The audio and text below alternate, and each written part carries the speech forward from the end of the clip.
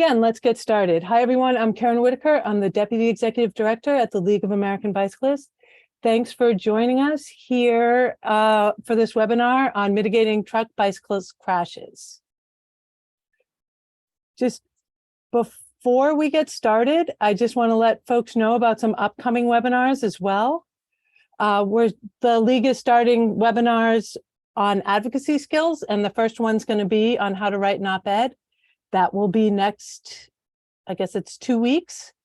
After that, for those attending the National Bike Summit, we'll have 2 prep webinars. One is how to lobby and what to expect in your lobby meeting, some tips on how to prepare. We'll then have one, it will actually be March 22nd, on what our actual lobby asks will be.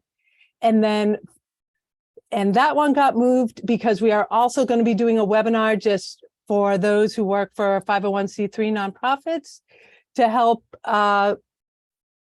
just remind folks, have a refresher on lobbying laws for 501c3s. So those are some webinars that are upcoming. We will send an email tomorrow with the registration links and all of that for those. So today we wanted to talk about truck safety.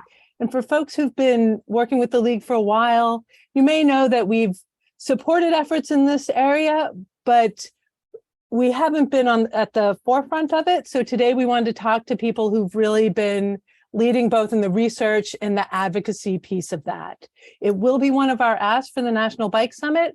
So we wanted to take some time today to really do a deep dive into the issues and to help you expect on what to expect. When we do get to the webinar for the asks of the National Bike Summit, we'll have a fact sheet and a much tighter, specific set of talking points on that ask, but this is really to give you that background. So our first speaker is going to be Alex Epstein, who's with the Department of Transportation Volpe Center. The Volpe Center provides multidisciplinary, multimodal transportation expertise and research for transportation stakeholders. Alex leads a portfolio of vehicle innovation research, as well as some implementation initiatives, including work supporting Vision Zero campaigns across the US. He is also the leading expert in research on truck bicyclist interactions in lateral protection devices or side underride guards, which is what we'll be talking about today. I also just want to highlight that he will also be on a panel at the National Bike Summit talking about the increasing size of trucks and SUVs in the blind zone that's in front of them. And that panel will talk about some of that research and initiatives to help address that. Next, I want to introduce 2 leaders in truck safety advocacy, Marianne Karth and Lois Durso. Lois lost her daughter, Roya Christine, to a side underride truck crash in 2004. And after that, really learned about truck underrides and began to advocate for underride protection on tractor trailers and trucks.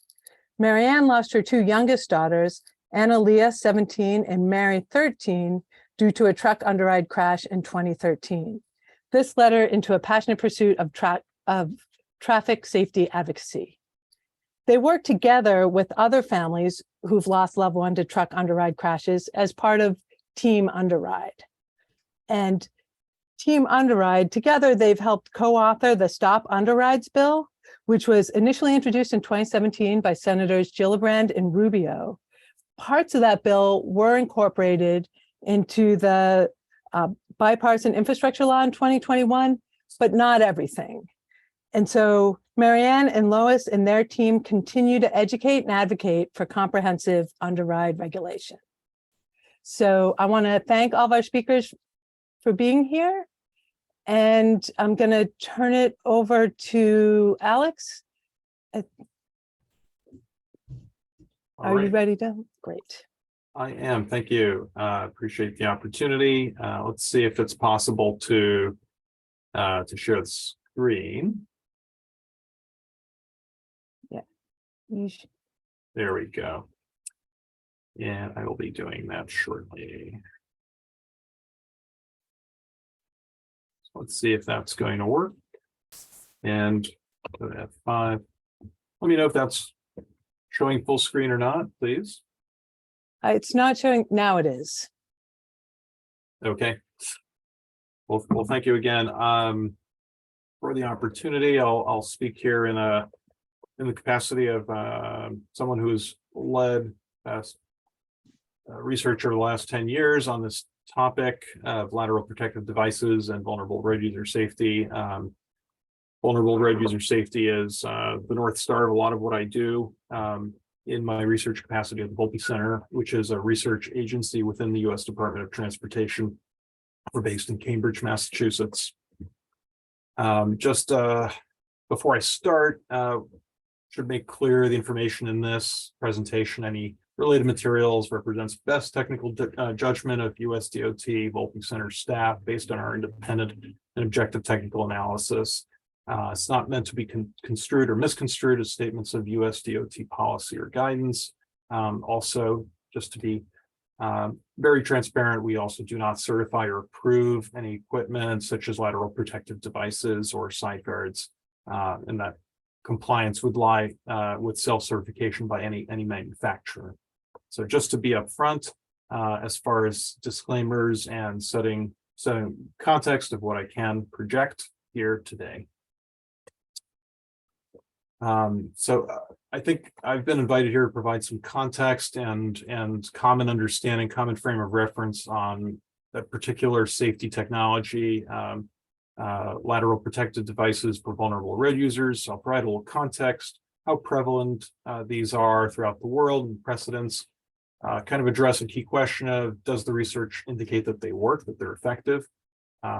Provide a little bit on how we've looked at demonstrating this technology and working with early implementers around North America, how feasible they are to install, and then consider that there are some nuances to the types and to whether or not they provide or can provide additional co-benefits such as aerodynamic performance, and what that means for how their potential benefits and costs in plausible real life scenarios could pencil out.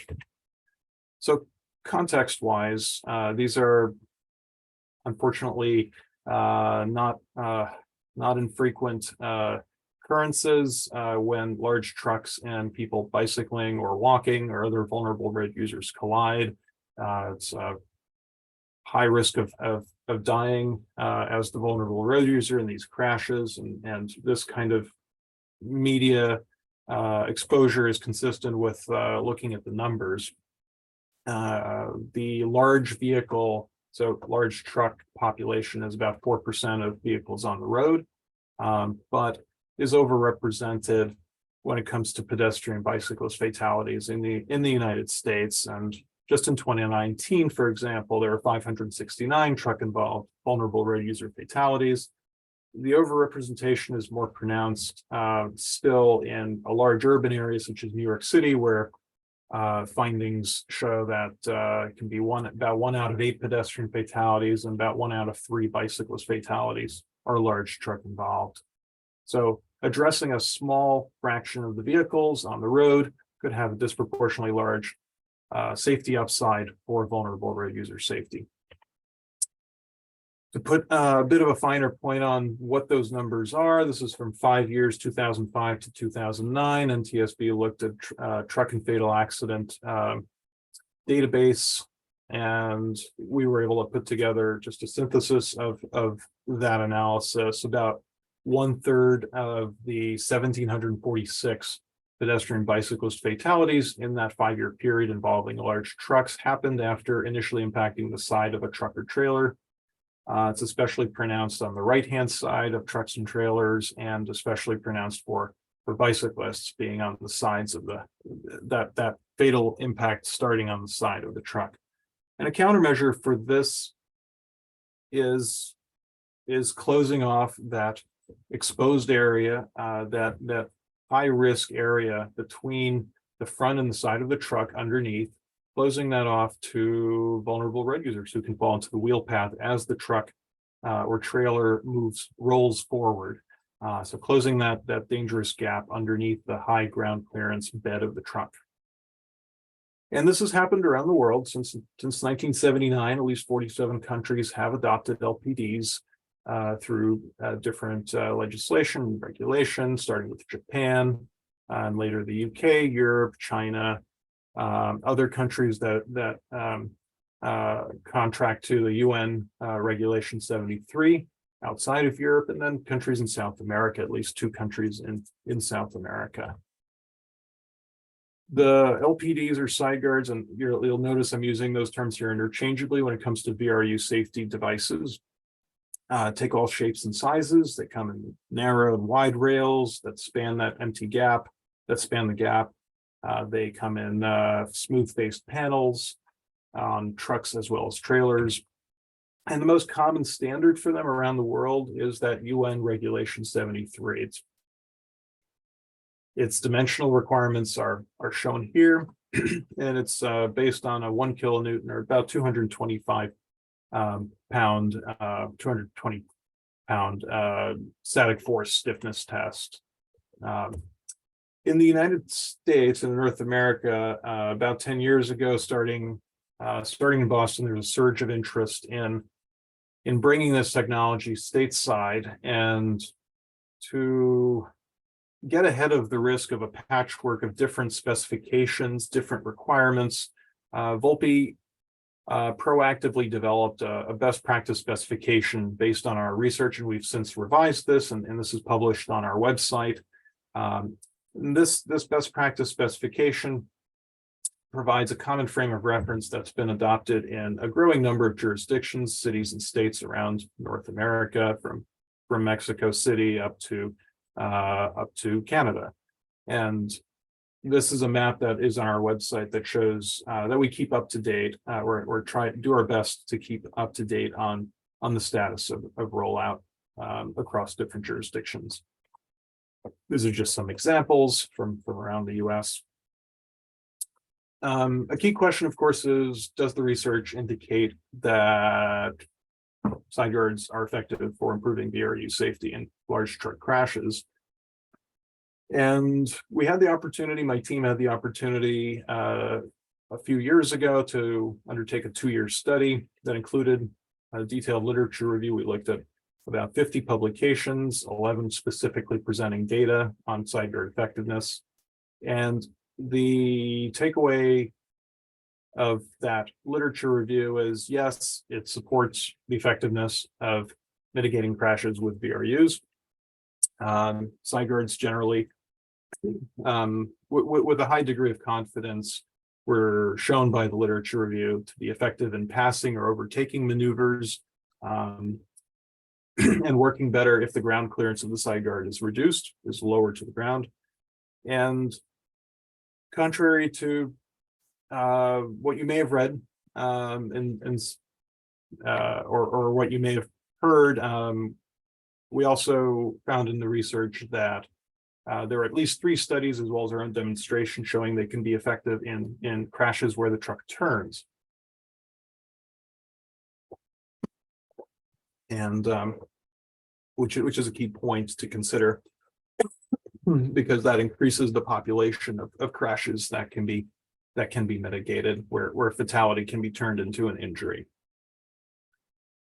This is a summary chart below, just showing the effectiveness range for those roughly parallel collisions or overtaking, passing crashes. For bicyclist fatalities ranging from 55 to 75%. This is based on a number of UK studies that were based on before side guards were mandated in the UK to after they were mandated. There's also a pedestrian fatality reduction there as well. I know we're focused on people who bike today, but also a sizable pedestrian mitigation there. Excuse me. When we looked in our study, generally considering all of the truck and vulnerable road user fatalities across all the studies, those 11 studies we looked at, the total reduction in bicycle fatalities involving large trucks range anywhere from 5 to 30%, and anywhere from 2 to 4% pedestrian fatalities. So just as a top line takeaway.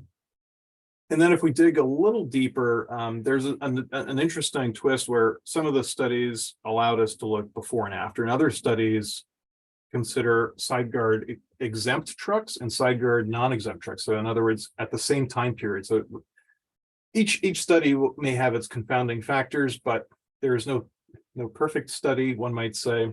But these looked at it from different perspectives. So here you have an A population that's exempt, a B population that's not exempt, and the takeaways here were the crashes with the side guard equipped trucks were 70% less likely to result in a fatality for a bicyclist than a truck that lacked a side guard if they were going roughly and parallel, and in a turning crash about 40% less likely. So just highlighting those numbers there. There are other field studies that we looked at from the UK that had other effectiveness numbers, including also some studies that were outside of the UK, such as one from the Netherlands that was really quite interesting. Now, when considered specifically turning crashes and compared rail style versus smooth style side guards, and had a finding of higher effectiveness in reducing the risk of fatality with the smooth style side guard. And as I mentioned, this goes back to the 1980s, but the body of research that we looked at fairly consistently indicated that a side guard is more effective if it's lower down to the ground up to a point, roughly at 400 millimeters off the ground. In these laboratory experiments, they were finding the expected risk of fatality went down by 100%. And that's one reason that the Volpe best practice specifications is at 350 millimeters, which is lower than that UN regulation 73. So it is based on that best practice, which is expected to save lives based on studies that have been done in the UK as well. So that's generally a takeaway of estimated effectiveness. There are a few reasons why those numbers may be underestimating how effective side guards are for VRU safety. One reason is they're all based on real world implementation where there are exemptions for non-technical reasons on certain types of trucks, like garbage trucks or dump trucks. They also didn't consider necessarily improved design of the LPD, but just the minimum compliant design that was rolled out in the real world, and in some cases did not consider certain crash scenarios between bikes and trucks. We do have, I'll just point out, Volpe looked at a population, one of the largest populations of side guards in the United States, which is on garbage trucks in New York. And we're able to correlate the side guard exempt or a side guard equipped and the non-equipped trucks. And we're seeing about a quarter fatality rate decrease in the side guard equipped trucks for VRU fatalities. So some directionally consistent findings. That was published just about a year ago. As far as how this works, so how do side guards work? This is a computer simulation that was developed showing how a flatbed tractor trailer making a right turn can strike a bicyclist who will then be in the wheel path, compared to one with an aerodynamic, a flush smooth panel LPD, how that would deflect the person on the bike out of the wheel path and out of potentially mortal danger. We did an empirical study of this as well, and I encourage anyone here who hasn't to take a look at the video link here. It'll be available afterwards, I imagine. This was a collaboration with our agency and Tufts University in our local public works. So we're able to see how pedestrian and bicyclist mannequins in realistic crash scenarios, what the outcome was. And the outcome varied quite a bit. So in a simulated ice slipping scenario for a person walking, the outcome on top without a side guard on that garbage truck, they end up in the wheel path. With a side guard below, they do not end up in the path of the back wheel as it rolls forward. Similarly for bicyclists, and you can, the video is going to be more telling than the photos, but this just gives you a flavor of how we looked at these, in this case, a turning crash scenario as that truck is turning. We did briefly, we looked at whether side guards can be retrofitted onto existing truck stock in the United States, and generally, based on our literature review and interviews, we didn't find any major blockers to that would render them incompatible. And we also did not, again, find any blockers that did not have potential solutions for continuing to perform safety inspections on trucks that have those, similar to how they are continued with on trucks that already have aerodynamic side skirts or on motor coaches. They're just sort of highlighting that. But I think more interestingly, perhaps for us here, is breaking down some of the nuances and how that might affect benefit costs in different types of rollouts if side guards were scaled up. And one thing that we considered in our Volpe study is whether or not the side guard is aerodynamic or not. So that would be not on the left-hand side and aerodynamic on the right-hand side, and whether it applied to a straight truck or single unit truck, that's what the acronym SUT is, or a tractor trailer or combination truck, which is what the CT stands for. And to be upfront, aerodynamic savings, as you would expect, only becomes significant if the vehicle travels at high enough speed for that to matter, for the wind drag reduction to make much difference. There are two counterintuitive findings from our analysis that I think are worth bringing up. The first counterintuitive finding was just that more fatalities seem to occur with tractor trailers than with straight trucks in side guard relevant scenarios. So those blue bars are generally higher for that 10 years of crashes that we looked at than the red bars. So the blue bars are the tractor trailers. That was interesting because that suggests tractor trailers and equipping them with LPDs would be important for addressing VRU fatalities. In other words, they're not just driving on highways where there are no bicyclists or pedestrians. The other counterintuitive finding was just how much of the driving straight trucks actually perform on higher speed roads. And the finding here was about 40% of the miles driven by straight trucks are driven on highways or higher speed roads where aerodynamics would not be trivial, where aerodynamics actually could matter. And that suggests that ignoring that it would be worth looking at the aerodynamic benefits of an aerodynamic type of LPD design for straight trucks and not just tractor trailers. So taking those 2 points and moving on, how much might it cost? And our research suggests at scale, European suppliers for LPDs, roughly $700 per truck. Here in the US, some of the trailer skirt makers at scale are and these are the less rigid side skirts, more on the right of that scale, are about $1,000. And for our benefit cost analysis for 3 representative scenarios, we used these higher figures of $1,250 for a rail style guard, $1,850 for a panel style guard. And then we considered both safety and aerodynamic benefits, where aerodynamic benefits are fuel savings. How much less fuel is consumed, what's the savings to the operator. We also, I should say, we met and interacted with, we engaged with a number of trailer skirt manufacturers about the capability of some of their products to withstand a bicycle crash. There was interesting work that Transport Canada, National Research Council of Canada performed on this. We spoke with them as well.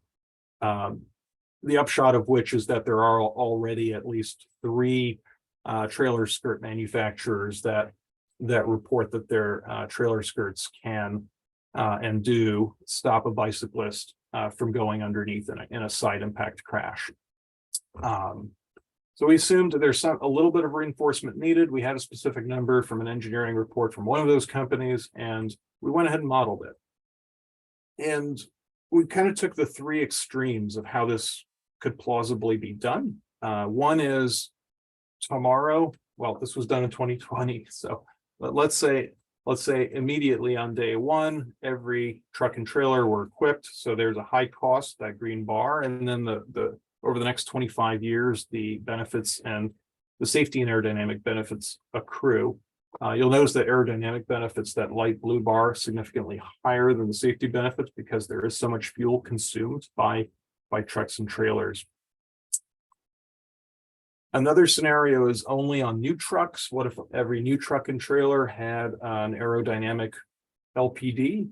How would that look? And then the costs gradually go down as every one of them is equipped, and the safety benefits gradually go up as they populate in the fleet, and the aerodynamics also increase over time. And finally, what if there were no aerodynamic benefits because every truck and trailer already has a side skirt on, and then it's just the safety benefits? And in this case, the safety benefits after the first 6 or 7 years in our model would outweigh the costs, and there would be 0 aerodynamic benefits. So this would just be reinforcing those aerodynamic skirts to be to function as bicycle side guards on the trucks. In short, depending on which economic assumptions one makes, total net benefits ranging in the 0.4 to 40 billion range for a 7% discount rate, or what we were seeing, and payback. In other words, when are the costs recouped by the societal benefits, by both lives saved and fuel saved, ranging from 3 years to 18 years. So upshot here, all 3 scenarios did show net benefits of side guard deployment, and aerodynamics are a significant share of those total benefits, except in scenario 3, where the safety benefits alone were outweighing those. And anyone looking at this and thinking, well, did you think of X? There are several things we did not consider explicitly as potential benefits, such as changes in wind stability, which there is anecdotal data on, but we did not consider that, or road spray reduction, or any automobile truck collisions. We did not consider those. We also did not consider motorcycle collisions, and we also did not consider the visibility of trucks for automatic emergency braking systems, which about which there's certainly interesting. It is interesting speculation, but I have not seen necessarily comprehensive data about whether that Tesla autopilot crash, for example, could have been prevented, but it is certainly conceivable. This is pretty much it. Just saying, stepping back over the last decade, we've seen growing interest as a research team in deploying vulnerable road user side guards, or LPDs, in the United States, given the backdrop of increasing collisions for which they would be relevant. And this is something that goes back at this point almost half a century around the world as a safety countermeasure. Internationally, it's been demonstrated to be effective in a variety of collision scenarios to reduce the fatality risk to people, vulnerable road users, and especially to people biking. And generally, the benefit cost ratios under those 3 notional scenarios that we looked at, that we believed to bound the space of of the possibilities to all be greater than 1, which is an indication that the benefits would outweigh the costs in those 3 scenarios. To learn more, you can go to our website. We have a truck lateral protective device resources website that we keep up to date and recently updated ahead of this webinar. Here's our contact information, and I hope this is helpful. And just let me know if there are any questions after the rest of the panel. So thank you very much for the opportunity to present. Okay. Thanks, Alex. If you stop sharing your screen, Lois and Marianne can bring up theirs.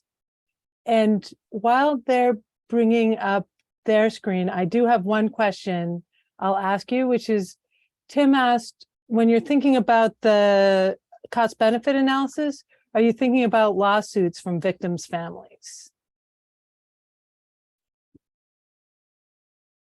My understanding is we did not include that.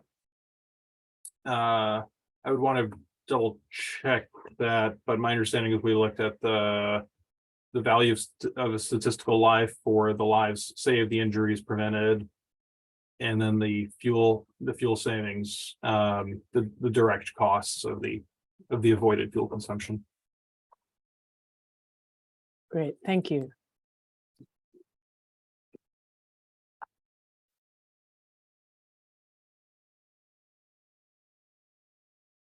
Marianne, do you want to do yeah, there we go. There we go. Yes, my name is Lois Durso, and I'm here because I lost my daughter, Roya, to a side Underride crash in 2004. She was traveling with her fiance in Indiana. They were going about 35 miles an hour on icy, snow-covered roads, and he was driving, her fiance was driving. He lost control of the car, and the car slid underneath the side of a tractor trailer. They're going in the same direction. And her side of the car was impacted by the rear wheel of the trailer. Actually, they found her hair on the wheel of that trailer, and it had gone up, the wheel had gone up into her survival space, basically shredded the side of her car. And by the time that the crash was over, she did not make it alive to the hospital. Her fiance actually walked away from that crash. And the reason why is because it wasn't the crash that took my daughter's life. It was the Underride. My name is Marianne Karth, and in May 4th, 2013, I got in the car with my 3 youngest children in North Carolina. Alia was 17, Mary was 13, and their brother was 15. And we were headed back to Texas where to meet up with their other siblings. And 4 of their older siblings were graduating from college that week, and their oldest sister was getting married. So we were on the way to that. My husband was going to fly out the week later for the dress rehearsal and all the celebrations. When we got on I-20 in Georgia, we came upon slow traffic backup from a previous crash. And I slowed down, a truck driver hit us and it spun us around. So we went backwards into the back of another tractor trailer, and the rear Underride guard, which met the federal standard at the time and still would meet it today, came off, and the back of our car went under. Annalie and Mary were sitting in the back seat. Annalie died instantly, and Mary a few days later in the hospital from her injuries. And like Lois, I learned that it's not the crash Underride, because not the crash that killed them, but the Underride, because I was in that crash. And as you can see, I'm physically fine today. It occurs basically because of an Underride geometric mismatch. The bottom of large trucks are around 41, 42 inches, whereas passenger vehicle bumpers, even pickup trucks and large SUVs, are much lower. And so when there's a collision between the two, there's nothing strong enough to stop the car from going under. It slides right under, and so that the first point of impact is at the windshield, and then at the level of people's heads and torsos, which causes, of course, intrusion into their survival space. And this happens at the rear, at the sides, at the front of trucks. Lois, go ahead. Next slide. Yeah, and it not only happens to passenger vehicles, but as you all know, it happens to vulnerable road users that include pedestrians, bicyclists, and motorcyclists. We were at a truck or a motorcycle rally a few years back, and had a lot of support from motorcycle riders.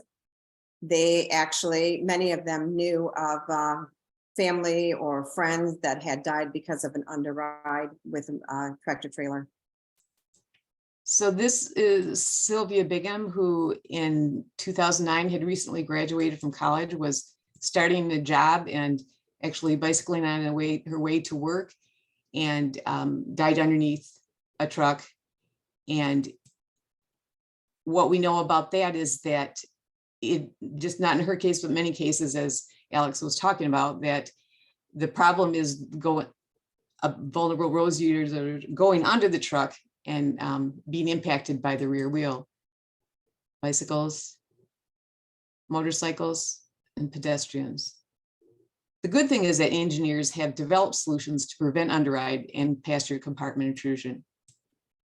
This is a crash test video by the Insurance Institute for Highway Safety, who has been doing crash testing of rear guards, and this will show you here. Let me see here. Okay, so I want to tell you about this before I let it run. The bottom one is a crash into a guard that met the federal standard at the time from 1998, and also meets the new standard that was released by NHTSA in July 2022. So it's what is currently on many trucks. The top one is into a guard that is called Tough Guard, that the trailer manufacturers, in response to IHS research, improve their guard, and is coming out now on many new trucks, but not all of them. And there's millions of trucks on the road that have the one like it's in the bottom. This is at 35 miles an hour.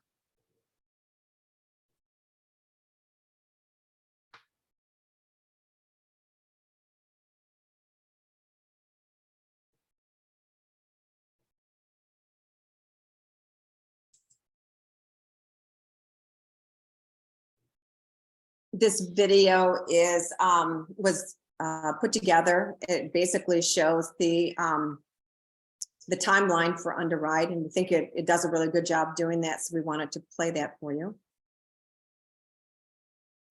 Your car's safety standards mean nothing if you are in an underride crash with a tractor trailer. The bumpers between a car and a semi simply don't match up. The first point of impact in an underride is the windshield, and then the driver and passengers' heads.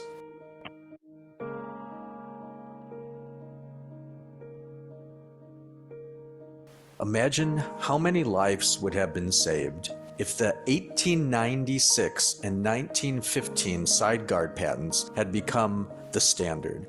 If in 1967, comprehensive underride protection had become the standard following actress Jane Mansfield's death.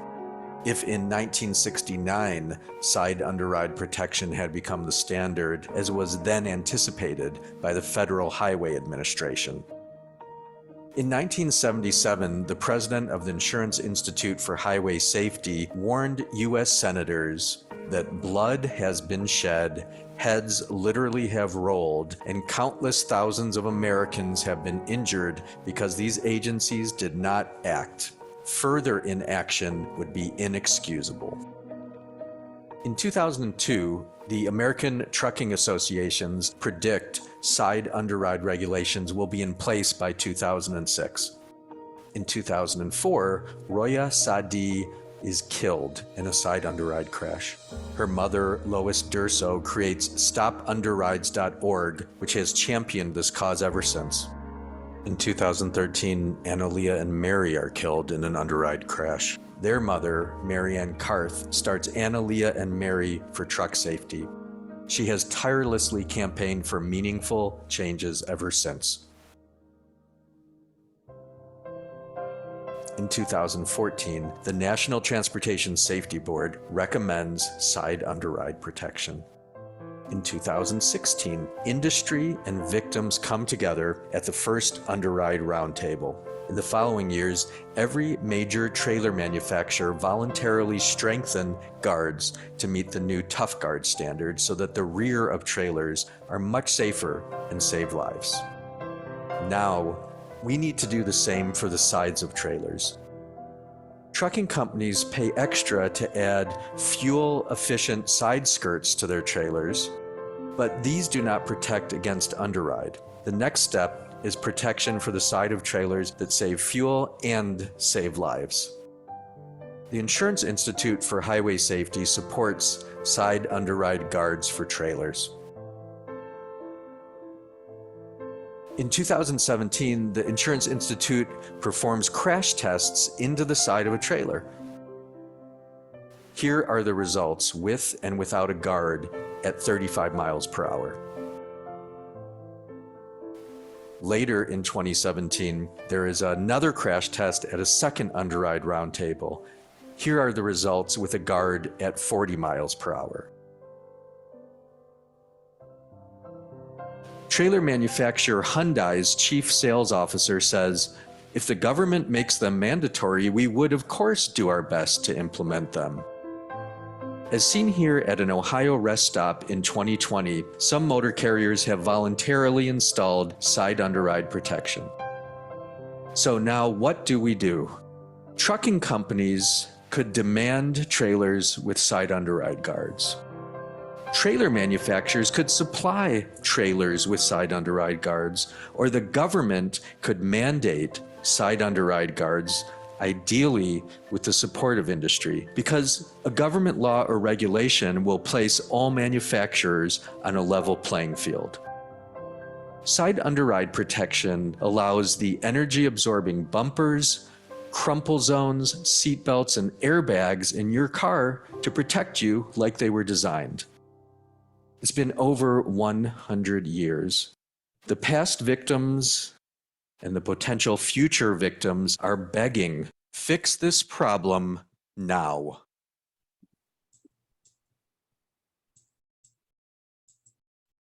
So that's it in a nutshell. There's a lot of information there.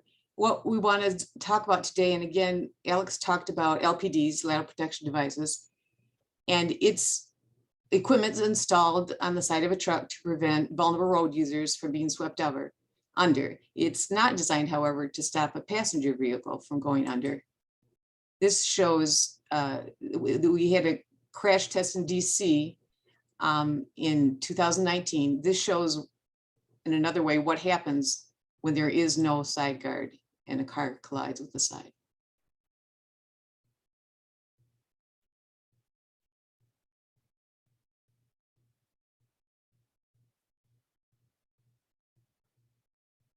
And that's what we want to prevent.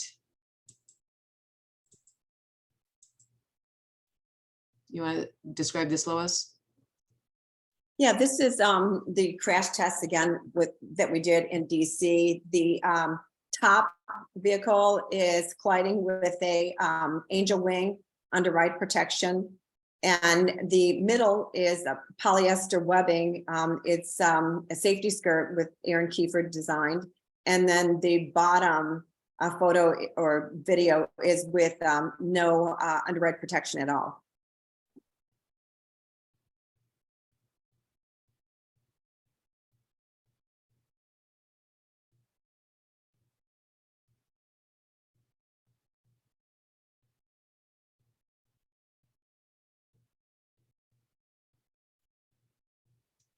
And I believe that was at 35 miles an hour. Right. And so obviously we want the top two scenarios to be what happens on our roads. A side skirt is a relatively flimsy device, which is designed to improve aerodynamics and save fuel. And Alex talked a lot about that. It's not designed to prevent underride, whereas a side underride guard or side impact guard is designed to prevent a passenger vehicle from going under truck. And thankfully, it will also protect vulnerable road users from being killed under truck. And by the way, it adds fuel savings to the fuel savings of side skirts.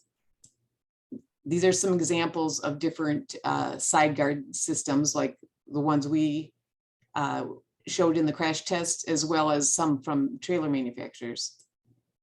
That's why a side underride guard can rightfully be called an LPD plus. It does what an LPD is meant to do and so much more. So the next video you're going to see was from the 2017 press conference when we introduced the Stop Underrides Act. But we actually introduced it not only in 2017, but also 2019, 2021. And in 2021, there are pieces of the Stop Underrides Act in the bipartisan infrastructure legislation. Some of the things that did get in was basically a studies for side guard. They upgraded the rear guard to the Canadian standard, but that really didn't do a whole lot because most of the current tractor trailers are already at the Canadian standard. And they implemented the Advisory Committee on Underride Protection. And so we're still waiting for that to get set up. I know that DOT NHTSA is working on it, but we actually, I think the application to be on that committee ended in August, and we are still waiting for them to get it up. So here's the video. Sorry.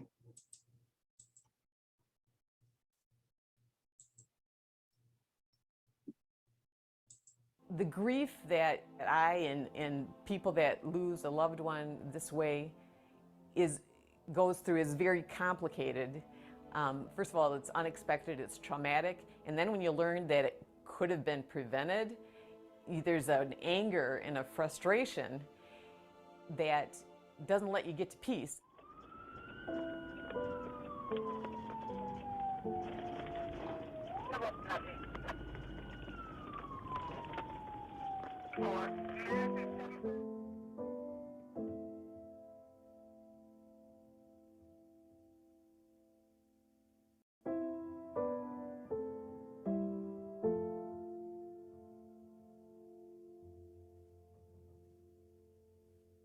They were only going about 30 miles an hour. Her fiance lost control of the car and ended up under the side of a semi-tractor trailer.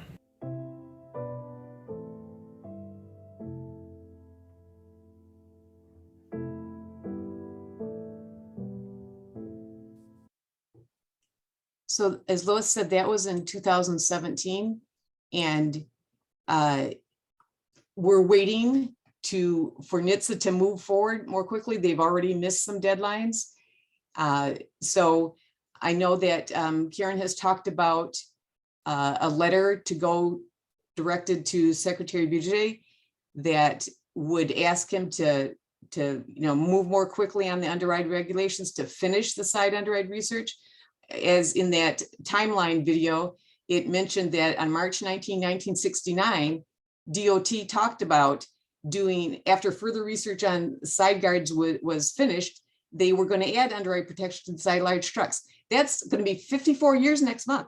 We're still waiting. So we're really hoping that you'll join Team Underride, that will do this as a unified group that will push together for DOT to finally require underride protection on the sides of large trucks. And so again, this PowerPoint PDF will be available to you. Future things coming, we're hoping to do a crash test in DC. And there's going to be some an ANPRM, an advanced notice of proposed rulemaking on side guards that will be coming out. They keep saying soon, but then there'll be an opportunity for you to make a public comment on that. So thank you for letting us share today. Thank you. All right. Thank you so much to all our speakers. I really appreciate your expertise. I wanted to open it up now to any questions. And feel free to raise your hand if you have any. I'll start with one. Oh, Amy?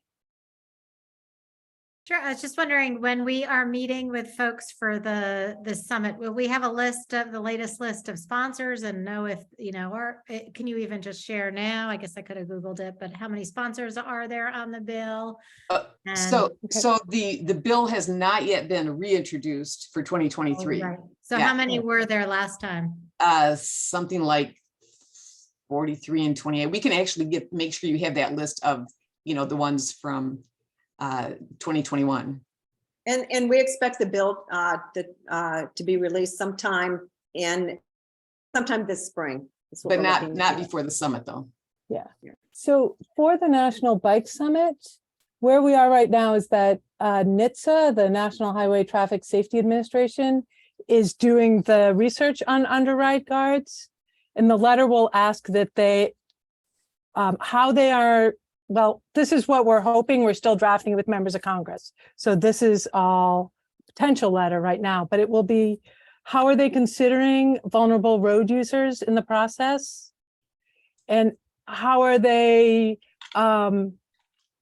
incorporating crashes that may not have been recorded correctly? Because we see a lot of these fatalities not being recorded correctly.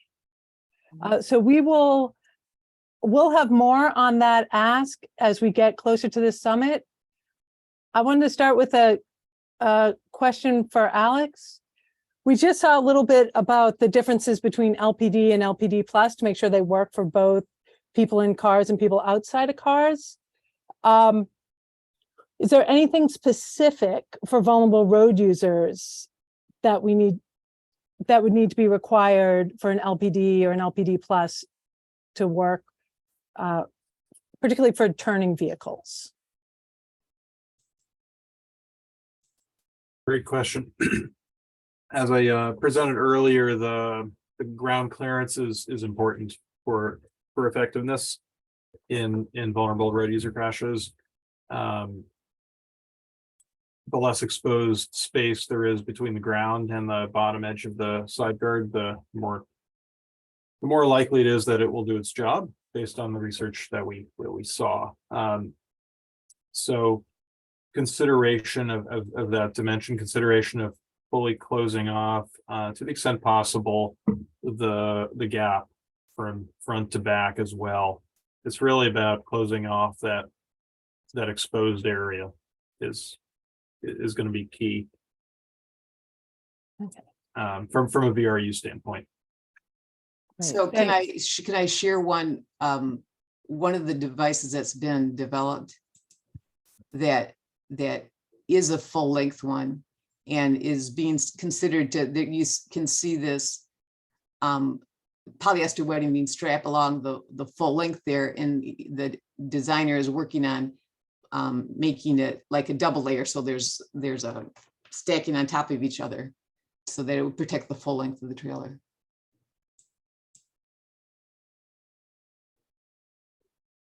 Thank you. And I think I saw another question about, are police required to indicate underride crashes?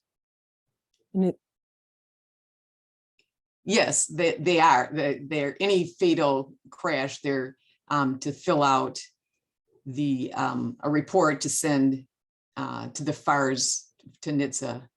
Unfortunately, we've found that only 17 states in the country have an underride field, underride checkbox on their state crash report forms.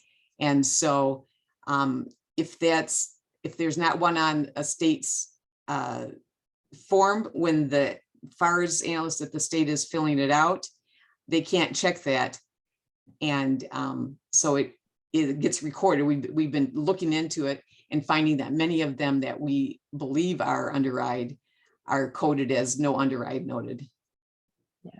And that's because photographs, we see that it is clearly an underride crash and it's not recorded because it was not in the police report in his narrative. So that's why it's really important to make sure that every state has a field or a place for underride, a checkbox. And for vulnerable road users, you can record a vulnerable road user truck collision, but there's nothing specific to say it was an underride. Mm-hmm. Correct. Makes it a little more difficult. Mhm. And we also had a question about where can we find a list of states that have the crashes on their forms? Yeah, I'm looking for that right now. I'll be Okay. a link.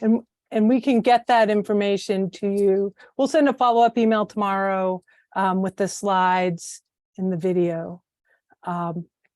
We're at 2:58. I want to see if there's one last question. Oh, we got one. Was the financial cost of adding these underride guards? Is the cost the primary reason for resistance?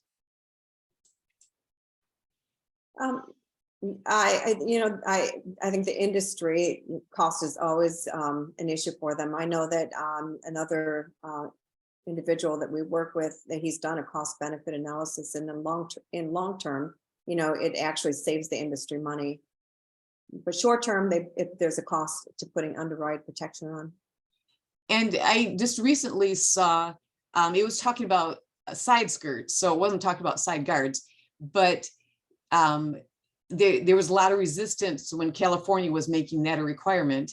And then a comment was made, the hue and cry died down when the industry realized that they actually were saving money by use of this. And we believe it's the same, that they're not looking at the full picture, what the benefits that they can gain from it. Even as somebody mentioned earlier, reduced liability. If there's a truck crash and there's damages but no fatality, then there's going to be, a whole different picture for them in terms of their liability. Yeah, I'd also say it's easier for companies to meet one national standard than 50 state standards. And so that's something else we see. With that, I know our speakers have a 3 o'clock meeting, so I'm gonna thank you again to the speakers. Thank you to everyone for joining us. We'll be back with the Summit Ask webinar to give you some more specific details on the ask for that. Thank you so much. Thank you. Thanks, Jen, for putting that link in.